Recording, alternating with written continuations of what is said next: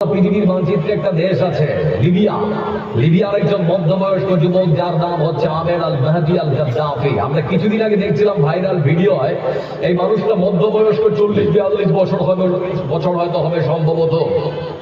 এই মানুষটা হজ করার জন্য প্রস্তুতি নিয়েছে, সর্বরকম পাসপোর্ট থেকে শুরু করে ভিসা যত রকম যা কিছু লাগে সব কিছু মানে ভালো মতো সেরেছে। তারপরে তার এলাকার মানুষদের সঙ্গে বাসে উঠেছে, মানে এলাকার মানুষরা এক জায়গায় হয়েছে। তারপরে নির্ধারিত বাসে করে তাদের ত্রিপলি আন্তর্জাতিক বিমানবন্দর, ত্রিপলি ইন্টারন্যাশনাল বিমানবন্দরের কাছে যখন বাসটা এসে দাঁড়িয়েছে, সবাই যখন নামলো, তো আমার ভাই আমের আল মাহদি আল গাদ্দাফি সেও নামছে।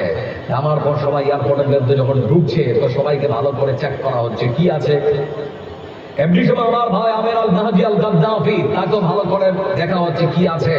তারপর তার পাসপোর্টটা নেওয়ার পর দেখতে পাচ্ছে আমের আল মাহদি আল গাদ্দাফি। গাদ্দাফি টাইটেল দেখে একটু সন্দেহ হয়েছে, সেজন্য তাকে বলা হলো ভাই আপনি একটু পাশে বসুন, তারপরে আপনার সঙ্গে কিছু কথা আছে।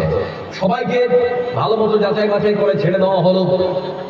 বিমানবন্দরের অভ্যন্তরে সবাই প্রবেশ করলো, কিন্তু এখনো বাইরে বসা আমার ভাই আমের আল মাহদি আল গাদ্দাফি ভিতরে ঢুকতে পারছে না।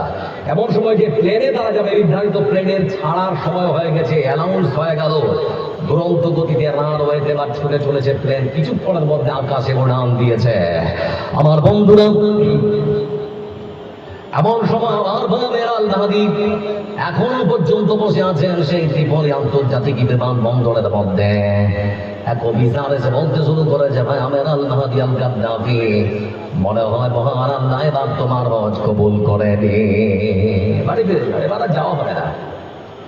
আমের আল মাহদি আল গাদ্দাফি আমার ভাই বললেন, না আমি যে মহান সত্য আল্লাহ রাব্বুল আলামিনের ঘর দেখার জন্য পাসপোর্ট করলাম, ভিসা লাগালাম, সেই মহানবের প্রতি আমার অটুট আস্থা এবং বিশ্বাস, অবশ্যই এই প্লেনে করেই আমি আল্লাহর ঘর দেখার জন্য পৌঁছাবো। বলে তোমার মাথা খারাপ? বলে কেন? বলে এখন তুমি যে প্লেনে করে যাবে, ওই প্লেনটা জমিন থেকে প্রায় 12,000 ফুট উপরে উঠছে, ওই প্লেনটাকে আবার আনতে যে তুমি ওই প্লেনে যাবে।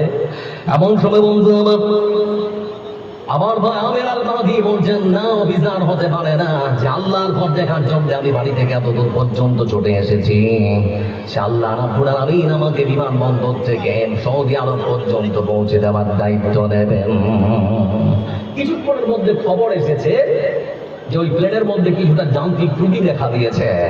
আমার বন্ধুরা, প্লেনের যারা পাইলট, সেই বিমানবন্দরের অফিসার যারা, তাদের সঙ্গে কানেকশন হলো, কথাবার্তা হলো।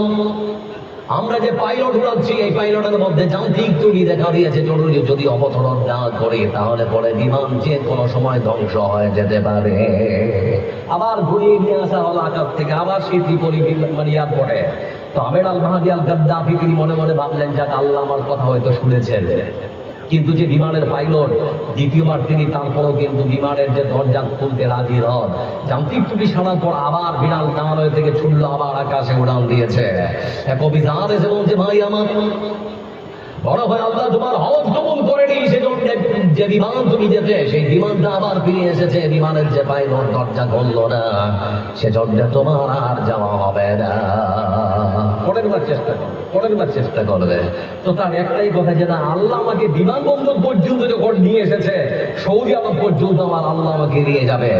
কিছুক্ষণের মধ্যে আবার সেই প্লেনের মধ্যে যান্ত্রিক ত্রুটি লক্ষ্য করা গেছে। তৃতীয়বার যখন বন্ধ আবার সেই প্লেন ডাউন হয়েছে আসলো, তারপরে ড্রাইভারকে, পাইলটকে বলা হচ্ছে, ভাই পাইলট, একজন যাত্রী আল্লাহওয়ালা লোক আছে, মনে হয় তাকে নিতে হবে, একটু দয়া করে দরজাটা খোলো। দরজাটা খোলা হলো। দরজা খোলার পর বন্ধু আমার সেই পাইলট নিজের আসনের মধ্যে প্রবেশ করার পর সিট বেল্টটা বেঁধেছে, এবার নাম হইতে দ্রুত গতিতে যখন ছুটতে আরম্ভ করলো, কিছুক্ষণের মধ্যে প্লেন আবার আকাশে উড়ান দিয়েছে। প্লেন এবার জমিন থেকে প্রায় 12,000 ফুট উপরে উঠতে আরম্ভ করলো। কয়েক ঘন্টার যাত্রীর পর সৌদি আরবে যখন পৌঁছেছে বন্ধু আমার, সেখানে গিয়ে এই মধ্যবয়স্ক মানুষটা একটা ভিডিও তৈরি করেছে। এই পৃথিবীর মুসলমানরা শুনে সত্যি তোমরা যদি আল্লাহর জন্য হয়ে যেতে পারো, তাহলে পরে মহান সত্তা আল্লাহ রাব্বুল আলামিন তোমাদের জন্য হয়ে যাবেন। এজন্য পৃথিবীর মধ্যে কোনো মুসলমান যদি মনে করে আল্লাহর সাহায্য নিতে হবে, তাহলে পরে তারা যদি ইমানদার হতে পারে, মুমিন হতে পারে, আল্লাহ রাব্বুল আলামিন তিনি অঙ্গীকার করেছেন, আমি তৎক্ষণাৎ বিপদ থেকে আমার মুমিন বান্দাদেরকে উদ্ধার করে দেব। যারা ইমানদার হবে তাদের সাহায্য ঠিক এরকম করেই করা হয়।